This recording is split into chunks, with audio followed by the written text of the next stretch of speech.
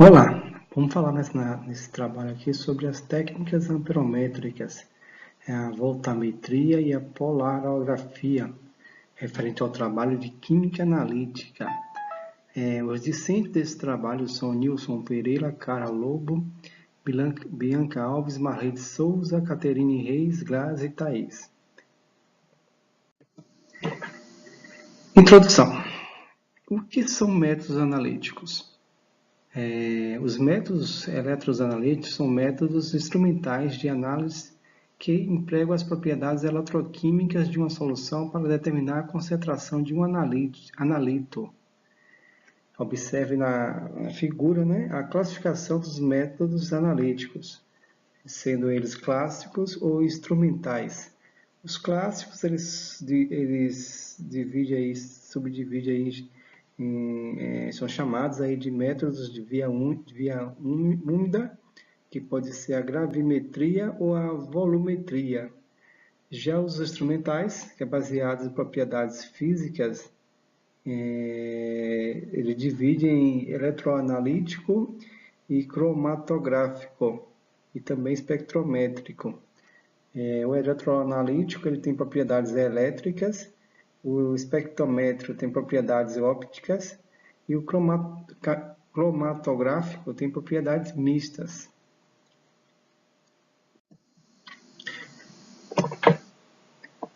Como o analito da amostra está dividido? Bem, o analito ele se divide de forma qualitativa e quantitativa.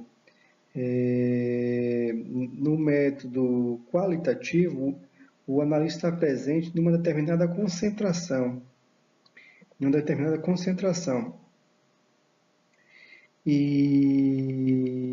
Da amostra, E na quantitativa é a proporção em que essa amostra se encontra.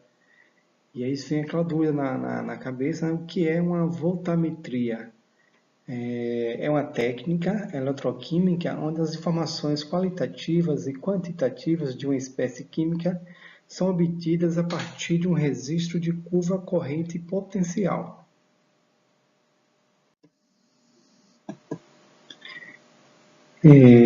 Para reforçar aí, a introdução à voltametria, A voltametria envolve a medida de uma corrente em um elétrodo de trabalho, com função de potencial aplicado.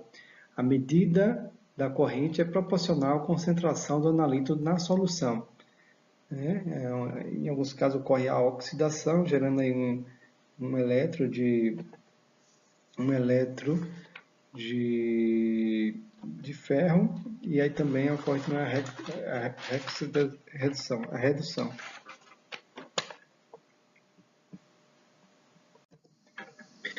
Células eletrolíticas são dispositivos nos quais a aplicação de um FEM externas provoca um fluxo não espontâneo de íons dentro da solução. Ok? E aí alguém pode se perguntar o que é um FEM. Um FEM é a força eletromotriz. A força da medida, nesse caso, é o volts, que conforme o Sistema Internacional de Medida. Tá? É a propriedade de que dispõe um dispositivo qualquer a qual tende a ocasionar a produção de corrente elétrica no circuito. Nesse caso, os cátions se dirigem para o polo negativo, o elétrodo negativo, que é o cátodo, e os ânions se dirigem pelo polo positivo, eletropositivo, os ânodes. Como consequência, ocorre a decomposição das espécies iônicas na solução, eletrólise, mas devem ser considerados. Então, a queda ou potencial iônico, denominado de R, e o efeito da polarização, conforme norma aí especificada. Definição de polarografia. Desenvolvimento de técnicas espectroscópicas. Observações. Como a área dos dois elétrons é diferente, o microelétrodo se polarizará, isto é, assumirá o potencial aplicado a ele. O elétrodo de referência, por possuir uma área grande, não se polarizará, mantendo seu potencial constante. O microelétrodo é um componente feito de material inerte, como ouro, platina, mercúrio e carbono.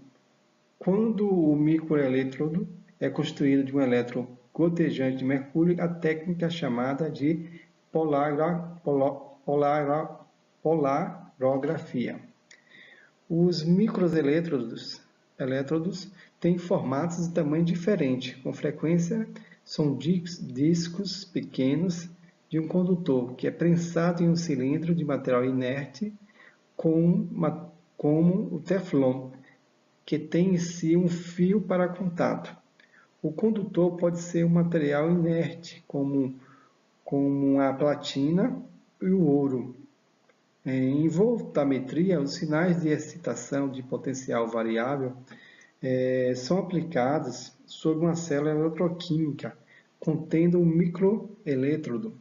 Esse sinal extrai uma resposta característica de corrente na qual se baseia o método. Divisão instrumental básica da polarografia. Então, divide aí em potenciostato, gerador de funções e microamperímetro. O potenciostato é a função dele é aplicar uma voltagem entre o elétrodo de trabalho e o elétrodo auxiliar, ou seja, mantém uma diferença de potencial constante entre o elétrodo de trabalho e o elétrodo de referência.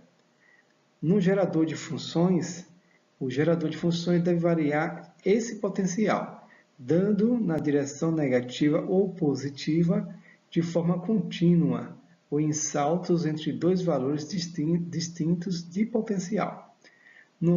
Já no microamperímetro, ele deve registrar a corrente que circula na célula eletroquímica de modo sincronizado. Corre aí a variação do potencial. Corrente faradaica. O que é isso?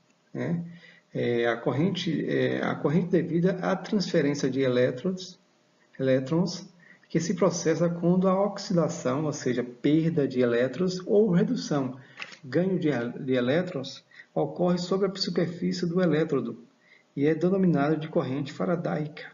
Essa corrente é proporcional à concentração das espécies eletroativas em solução.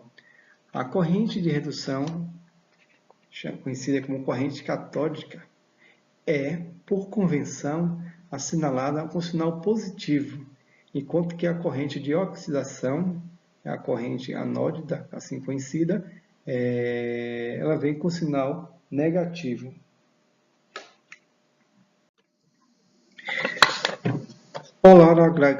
Polarograma. Os primeiros estudos voltamétricos foram feitos por Kenworth e Coursers em 1922, usando um elétrodo gotejante de mercúrio como elétrodo de trabalho e como elétrodo de referência, o ECS. Portanto, a primeira técnica volumétrica desenvolvida foi a polarografia, a curva corrente versus voltagem obtida. Nesse caso é chamada de polarograma. Células eletroquímica e instrumentação. Vale destacar aí que os experimentos eletroquímicos usualmente são realizados em uma célula contendo 3 elétrodos imersos em solução a ser analisada. O elétrodo de trabalho, onde se processa a reação de interesse, na polarografia clássica, o elétrodo de trabalho utilizado é o elétron gotejante de mercúrio. O elétrodo de referência, que fornece um potencial estável, com o qual o potencial aplicado ao elétrodo de trabalho é comparado, os elétrodos de referência mais utilizados em polarografia são os elétrodos de calomelano saturado, o ECS, e o elétrodo de prata, cloreto de prata, o AgCi. E o eletroauxiliar, ou contraelétrodo, que consiste em um material condutor e quimicamente inerte, como por exemplo a pratina.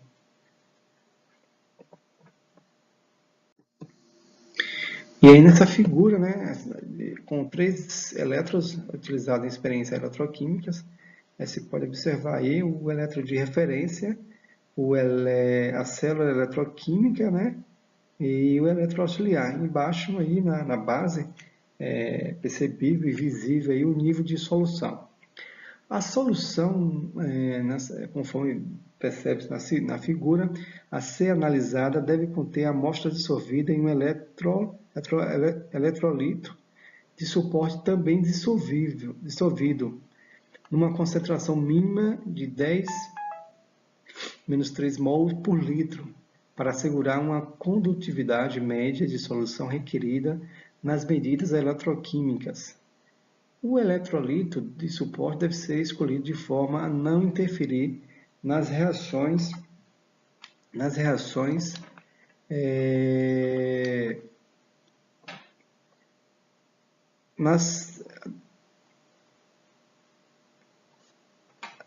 eletroquímicas das espécies eletroativas analisadas no intervalo do potencial de interesse. Aí, nesse caso, entre os eletrolitos de suporte típico, podemos destacar os do tipo do tipo ácido, que aí é formado pelo ácido clorídrico, o ácido nítrico e o ácido sulfúrico. Já o básico, ele é formado pelo cloreto de sódio, cloreto de potássio e o ácido sulfúrico. E o sal, né? E também o tampão, que é aí formado pelo acetato, o fosfato de citrato e o tartarato. No eletrogotejante de mercúrio, quando o elétrodo gotejante de mercúrio, pelo fato de ser eletrolíquido, é constituído por um reservatório de mercúrio conectado a um tubo capilar de vidro, com um comprimento variando entre 5 e 20 centímetros, o mercúrio forçado pela gravidade passa através desse tubo, com cerca de 0,02 a 0,5 milímetros de diâmetro interno, formando um fluxo constante de gotas idênticas, cujo diâmetro pode variar de 0,2 a 1 milímetro. Aí esse é um exemplo, né, do que foi dito aí, né, para melhor esclarecimento.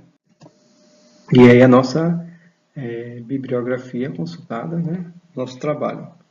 Obrigado, espero ter ajudado a todos com esse conhecimento aí.